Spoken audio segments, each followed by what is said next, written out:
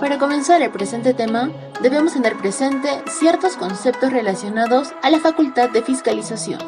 Entonces, ¿qué entendemos por facultad de fiscalización tributaria? La facultad de fiscalización tributaria se configura como un poder jurídico por parte de la Administración con la finalidad de constatar el buen cumplimiento de todas aquellas obligaciones y deberes tributarios de carácter formal que se encuentran a cargo de aquellos deudores tributarios.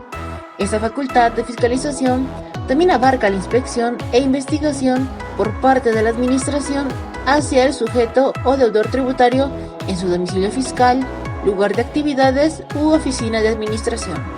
Ya que la Administración tributaria posee ciertas facultades para la fiscalización, también se supone que posee ciertas exigencias hacia el fiscalizado, como por ejemplo, la presentación de libros y registros contables, la información de la declaración y pago de tributos, permitir el control por la Administración tributaria, concurrir a las oficinas de la Administración tributaria cuando su presencia sea requerida, sustentar la posesión de los bienes mediante los comprobantes de pago, permitir que la SUNAT realice las acciones que corresponda a las diversas formas de asistencia administrativa y suministrar información para determinar la situación económica de los deudores tributarios. Dentro de nuestro Código Tributario, en el artículo 112, se menciona el procedimiento de fiscalización junto a otros 3 procedimientos más, los cuales son procedimiento de cobranza coactiva, procedimiento contencioso tributario y procedimiento no contencioso. Desde este punto partimos a la explicación del procedimiento de fiscalización tributaria. Se conoce que todo procedimiento tiene un inicio y tiene un final, pero antes de una fiscalización es muy probable que la Administración tributaria haya realizado ciertos requerimientos estratégicos sobre la actividad del contribuyente. Estos requerimientos pedidos pueden ser documentos o información que permita acreditar que se está o no cumpliendo con la obligación tributaria. En términos simples, para verificar si hay consistencias, inconsistencias o dudas generadas.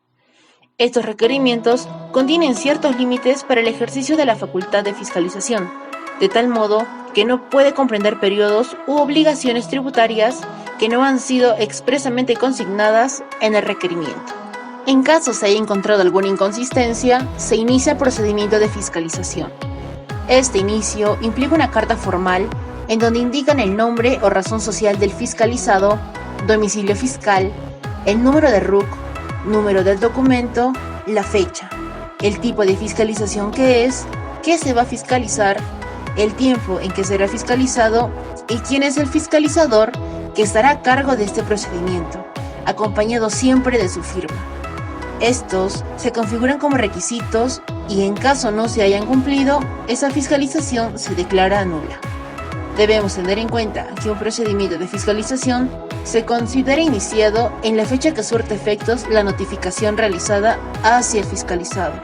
Durante el procedimiento de fiscalización, al usuario se le va a estar solicitando documentos, libros contables e incluso que vaya a comparecer para la explicación de ciertos puntos.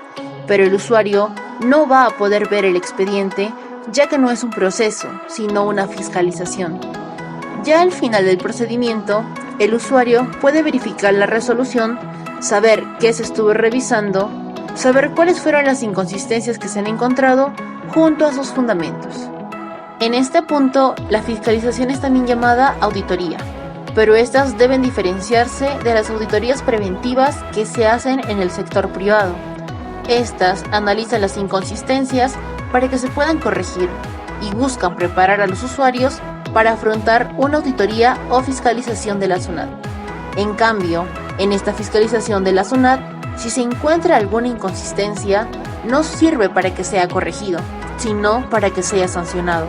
Dentro del procedimiento de fiscalización se presentan tipos como fiscalización total o definitiva, fiscalización parcial y fiscalización electrónica.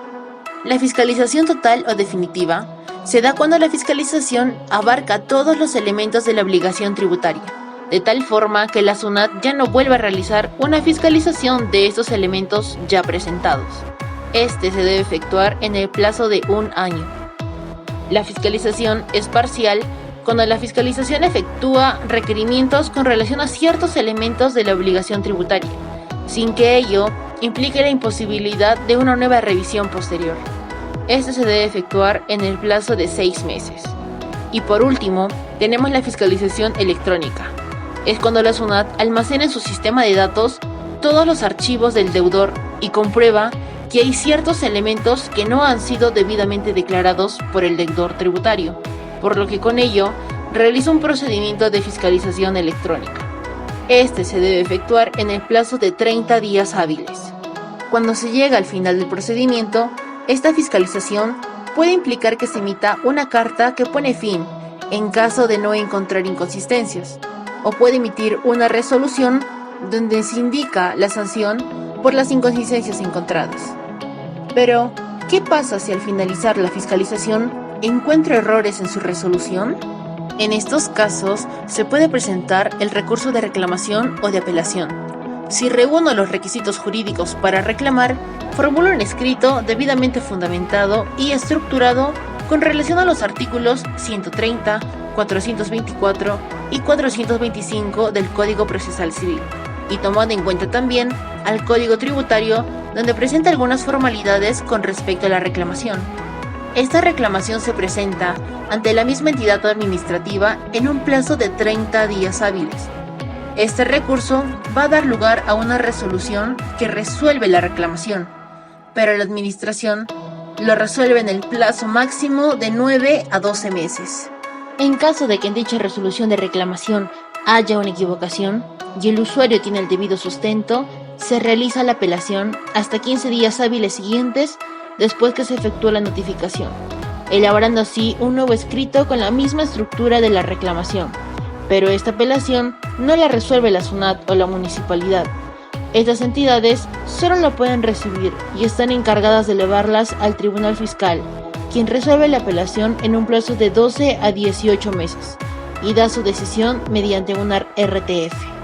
La debida notificación se da por las siguientes formas: física, por correo certificado, por mensajero, por medios de comunicación electrónicos, por constancia administrativa, por publicación en la página web de la administración, por el diario El Peruano o por cedulón.